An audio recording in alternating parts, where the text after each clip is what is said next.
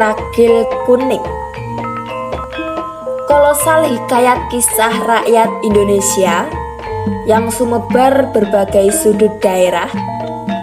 Hal itu menggambarkan betapa agungnya kehidupan para nenek moyang kita yang bercorak sesuai dengan kisah-kisah daerahnya masing-masing. Kerajaan kuno yang kawentar hingga ke mancanegara sehingga membuat daya tarik tersendiri kepada para bangsawan dan bujarat untuk ngayom dan kerasan di negara atau kerajaan pribumi. Tentu bangsawan juga mempunyai tujuan untuk kesejahteraan pribadinya dan menyebarkan agamanya sesuai dengan ajaran masing-masing. Masyarakat kuno yang masih polos dan belum memiliki dasar-dasar yang kuat seperti kitab suci, agama suci, maka bangsa pribumi yang sadar dan kagum atas agama yang belum dikenal itu dari ajaran animisme dan dinamisme tergeser menjadi keajaran agama suci dari agama Hindu, Buddha, Kristen, hingga ke agama Islam. Sehingga kian ini keyakinan selalu membekas di daerah-daerah pedalaman hingga sekarang akan naluri para simbah dan nenek moyangnya, seperti adat, budaya, dan upacara sakral yang bermotif ketuhanan yang maha suci. Dalam adat yang dilestarikan oleh aparat desa, segenapnya yang didukung warga desa membuat wadah kerukunan dan toleransi beragama demi persatuan negara NKRI ini. Ragam adat daerah memang perlu diuri-uri agar anak cucu bisa mengenal kolosal asal-usul dumadinya kehidupan di zaman kuno makunonya. Pelestarian tempat wingit atau situs sejarah, bukan tempat penyesatan atau kesirik-sirikan. Karena ketakwaan kita terhadap agama yang kita yakini, kita akan menggeser hal-hal yang jauh pada ajaran agama kita yang punya sumber-sumber dan dasar-dasar kebenaran yang kekal. Kita hanya sekedar tahu dan mengungkap hikayat yang antik dan kadang aneh untuk ragam di setiap zamannya. Situs cagar budaya ini adalah aset bangsa dan negara. Jangan sampai punah, karena apabila punah, kita akan sama-sama menyesal. Bagaimana keturunan kita nanti untuk melihat dan menyaksikan tinggalan para leluhur sebagai kekayaan kepurbakalaan kita. Situs atau punden Dada Pelangu. Petilasan Raden Ajeng Rondo Kuning di Desa Dada Pelangu, Kecamatan Ponggok, Kabupaten Blitar. Letak situs ini sekitar 25 km dari kota Blitar ke arah barat. Desa Dada Pelangu merupakan desa yang asri dan subur makmur. Terbukti dari sektor peternakan dan sektor pertanian yang maju, serta para petani yang cerdas tidak kalah dengan desa yang lain. Tanahnya yang subur membuat masyarakat Dada Pelangu ini menjadi sejahtera dan murah sandang pangan, serta ekonomi yang berkecukupan. Perangkat desa yang cinta dan setia kepada rakyatnya, sehingga program-program pemerintah dapat dijalankan. Ini membuat warga Dada Pelangu, Kecamatan Ponggok, Kabupaten Blitar benar-benar adem ayem, mulya dan tinoto. Tempat pepunden yang dilestarikan membuat kesan warga guyub rukun. Setiap tahunnya diberi perayaan budaya yang khas yang tidak pernah digeser, yaitu Langen Tayub. Langen Tayub diselenggarakan seolah-olah menirukan adat para simbah moyangnya, yang terbukti ada patung pesta pernikahan di bawah pohon ringin yang sangat besar. Penerawangan Indra Mbah Kendil untuk punden Dadap Langu. Bila berdasarkan penerawangan dan bukti arca yang ada, punden Dadap Langu adalah kemungkinan besar pesarian para leluhur yang babat desa Dadap Langu ini, atau bisa disebut dengan cikal bakal yang babat alas yang akhirnya menjadi desa seperti ini. Namun karena kedatangan kita siang hari, kita tidak bisa mengetahui siapa nenek moyang yang sumare di pohon beringin ini, karena melihat dunia gaib itu tidak mudah. Diterawang dengan sembrono bukan seperti itu, karena ini menyangkut wibawa desa dan keyakinan rakyat. Mungkin di suatu saat nanti kita akan datang lagi di malam Jumat Legi agar kita bisa masuk ke jagat lembut di zaman kunonya. Ini tentu memerlukan tirakat dan ritual kelas tinggi atau fokus. Kita hanya bisa membaca dari membran perasaan atau indera jati rasa, yaitu bahwa situs itu adalah ragam kenangan sejarah. Yang kita maksud adalah kenangan sejarah kolosal kerajaan Kediri di era Dewi Sekartaji yang mengembara karena sakit hati dengan segenap keluarga besar di kerajaan Daha Kediri. Singkatnya, saat perkawinan Dewi Sekartaji dan putra Nalendra Jenggala Prabu Inu Kertopati alias Panji Asmorobangun, kegagalan cinta Dewi Sekartaji karena keegoisan Galo Ajeng yang merebut kekasihnya yaitu Raden Bagus Panji Asmorobangun. Karena Dewi Sekartaji yang sakit hati kemudian melarikan diri, maka situasi kerajaan geger dan menanggung wira. Maka keputusan sang raja Kediri yakni Prabu Lembu Amijoyo berbesanan dengan kerajaan Jenggala yaitu Prabu Aminuhur diputuskan agar Dewi Galo Ajeng dinikahkan dengan putra Raja Jenggala yaitu Prabu Inu Kertopati.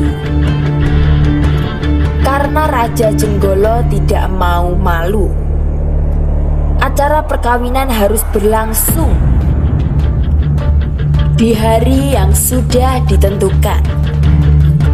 Anak sulungnya yaitu Dewi Sekartaji minggat melarikan diri dengan bersembunyi di tengah malam dan berbusana ganti slogo sebagai orang sudro.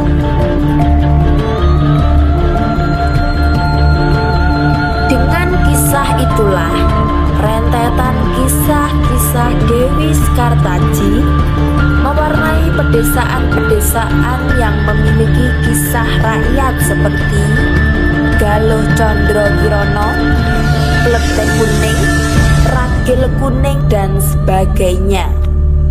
Cerita pengembaraan putri cantik Dewi Sekartaji sangat dicintai oleh masyarakat.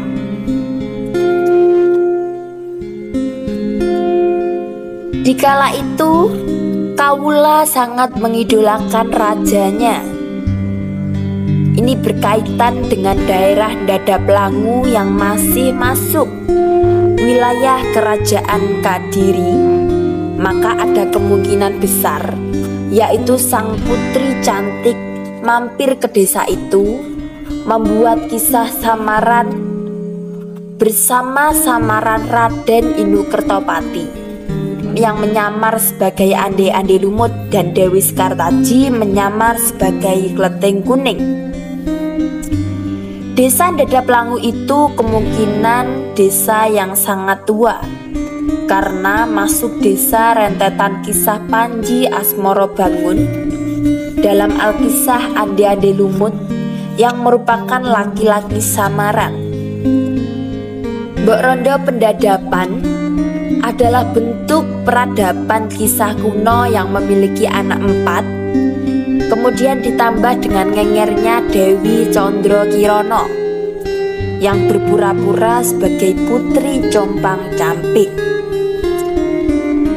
Beliau ngenger di rumah Mbok Rondo Pendadapan. Bila kita prediksi, desa Dadapan itu sekitar Proliman Kadiri, yaitu sejarah para klething-klething. Sedangkan Dadaplangu adalah tempat Mbok Rondo yang diikuti Panji Asmoro Bangun.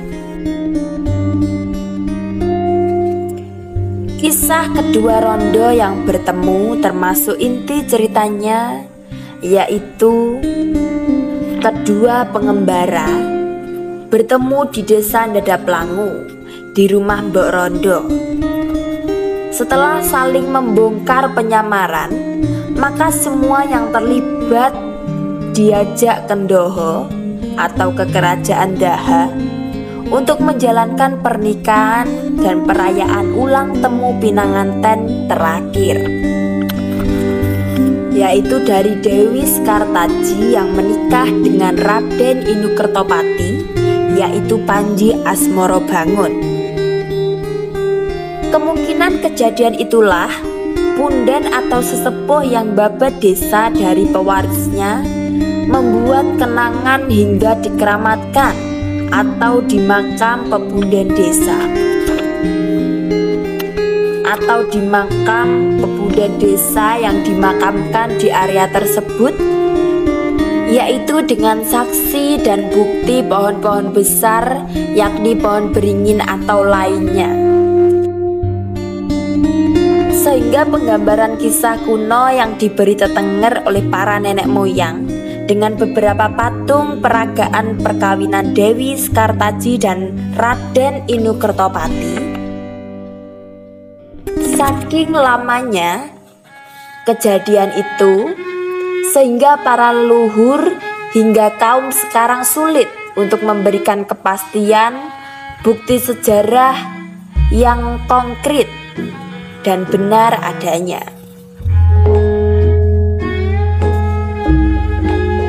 Untuk lebih jelasnya, kita akan kembali ke kisah kasih Condro Kirono dan Inu Kertopati. Kisah tersebut adalah bentuk cinta sejati yang akan menapak tilas di setiap tempat di mana pengembaraan itu berada, berhenti dan bercampur dengan kehidupan masyarakat pedesaan pada masa itu.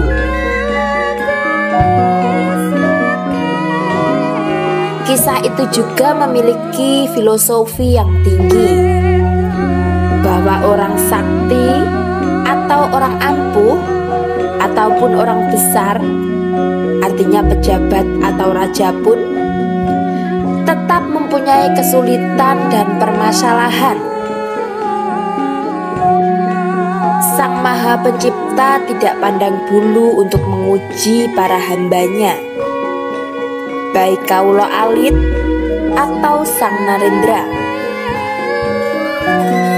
si miskin ataupun si kaya raya. Namun garis-garis kesucian dan kebenaran selalu dimenangkan di akhir cerita, kodrat dan kolosal hidupnya para hambanya.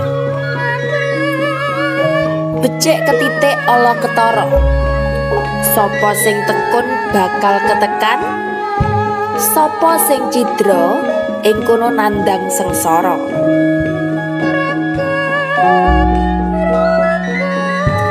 Kita kembali ke hikayat. Kita kembali ke hikayat Desa Dadaplangu. Prediksi Mbah Kendil, bisa pula kedua desa dari Desa Dadapan Kediri atau sekarang di wilayah Proliman atau biasa kita sebut dengan Gumul,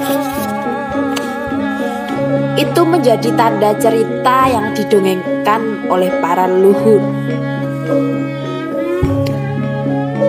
yakni sebagai Desa Dadapan, yaitu dikisahkan sebagai sasononya Mbok Rondo Pendadapan, yang dikisahkan mempunyai 4 orang anak yang bernama Kleting-Kleting, yaitu Kleting Abang merah, Kleting Ijo hijau, dan Kleting Biru. Kemudian yang terakhir adalah Kleting Putih. Kemudian ketambahan pengengeran sang Sekartaji yang berpura-pura menjadi seorang Kleting Kuning. Seketika ada genjatan sayembara di Desa Dadaplangu, yaitu di Desa Mbok Rondo yang sedang dingengeri oleh Raden Inu Kertopati, yang kemudian menyamar sebagai Ande Lumut. Para kuting-kuting mendengar sayembara tersebut dan kemudian tertarik untuk melamar sang bagus Ande Lumut. Begitu pula si Kleting Kuning. Sungai yang dijaga oleh Yuyu Kangkang bisa diikutsertakan dalam cerita, yaitu Sungai Lahar di Desa Sumbersari, Kecamatan Udanawu, Blitar.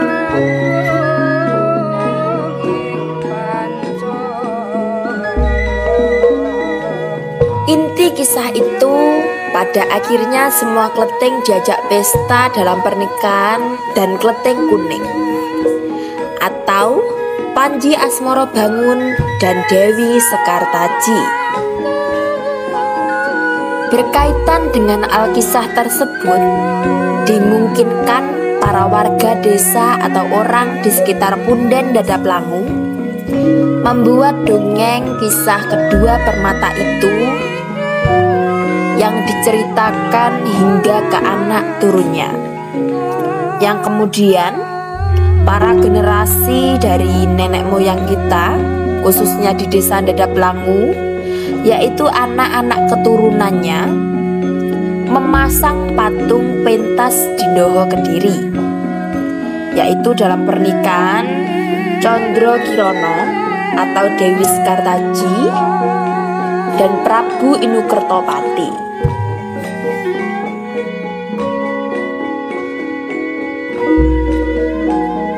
Inilah penerawangan dari Indra Mbah Kendil Jopo Montro.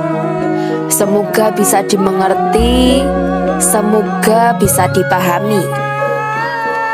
Dari indera batin terkadang juga tidak sama dengan indera penglihatan secara nyata atau yang kita kuak dari cerita-cerita masyarakat di sekitar. Masyarakat setempat mempercayai bahwa ini adalah pemakaman Raden Ajeng Rondo Kuning. Tetapi dalam indera batin Mbah Kendil, bukan. Siapa yang benar? Kita tidak tahu, karena kebenaran hanyalah milik Allah Subhanahu wa Ta'ala. Demikian teman-teman, semoga sajian ini sebagai hiburan yang bermanfaat, sebagai tambahan ilmu pengetahuan bagi kita semua. Jangan lupa subscribe, kemudian like dan share channel ini supaya kami semakin bersemangat untuk meliput atau menyajikan video-video yang lebih menarik lagi. Terus ikuti video ini sampai selesai teman-teman. Kita akan langsung mendengarkan saksi mata. Karena rumahnya sangat dekat dengan Punden ini, maka mungkin kesaksian orang tersebut bisa menambah ilmu pengetahuan kita. Mari teman-teman, kita saksikan bersama-sama. Niki sedang membuat tahu tayupan niki, Benak napa to? Wis selo. Selo. Ngoten jumakon ngoten. Apa ge anu, kathah tiyang apa njaluk-njaluk apa berkah ngono iki. Tasik enten nggih. Sing pangkat. Agilku. Daerah Gilku niki. Niku tiyang mriki napa? Jadi Anu loro lah kula niki enten iki 50 tahun. dadi ngira pun ngeten iki. Nggih ngeten iki. Malah kathah wit ngriki wite nggih ngoten iki. Oh, Iki ya podotan karo kok kathah mubeng Enggak ibu ya. Nggih anu napa niku lek dalu ngeten tiyang buku napa niku. Mboten tiyang iki nggih. Alah yang kepundi iki napa yang Iki iki lek ngerti ya antara kene iki ya ngerti ngaduwe ngono iki jangan kepil Bu. nggih kene ngriki niki nggih Lah tiyang mriki mboten enten anu mriki. iki nggih kata nggih Maksudnya saya percaya ngoten ya. nggih lah ini dengar iki napa niku sing duwe kacat napa niku kata kok sing iki kamutan sing ado-ado iki lek kasil ya enak sing dus Lho ngoten nggih. kamutan gorene ngoten Oh, dadi nek anu malah sing kok lha slamet mriki sing olahan sinten niku. karena lah lelek karek monggo kerja napa dicak niki ngriya napa pripun Ngundang tangga mriki ngoten nggih. nggih Pak Lurah nggih nate nyandangi mriki napa-napa. waleki anu apa iki iki hal Oh, jan. pen Nek Pak Lurah kan dhisik. Tenang nek kalau ngaten iki to, Pak. Lurah ini saya Bu nggih, kali. Nggih. jadi kita napa desane kan kebutuhan kayu Oh, dijandani iki tinggalnya kalau rumahnya teng jabane desa iki kok bijaksana apik tiyang mriki. Anune ora kepala desa mriki niku tanggung jawab. Bu. Masalah niki nek kula nganggur nggih kula kelut lek ngeten iki ketok sing alah bang hujan sapu angel abot alah mek tak culik ngarep tok iki nggih. kaya bae dhewe tapi Oh, nggih mboten ate didiene ora wujud macan apa dulu lek bang liya kadang-kadang sing anu ya biru Apa Bu niku wujude Bu? Kan otak. bae macan Oh, macan. Kanca-kanca lagi harga omah nih to Nggih. leng apa nek apa nek gawe ning kene nyatok lho lah ngono kuwi lho yo dijawab dadi yo taren napa niku batin kula niku engakne lawang bengi tengah lengi jam 12 ning arep lawang buat gogo bae iki yo wedi yo lawange yo dinep yo wae yo lepah ora tau lho dikutuk nek buku kok bae ngedeni ya nggih yo terus kuwi wis ora sapi anu ning kene liyen ae aku ngono takon ngelih ning latar nggih dawane iki ning panas kentang-kentang nggih yo dijawab gak jadi karo bae lah kok bae juarak ning arep lawang kok ngono ya ini kalau butang kali ini kok enten apa ini blok siluman blorong ulon wis tuh. Ada bangun ning gedang lho. kamu di kok mesti kok Ana enek saya sedru tiang ulo iwak lho.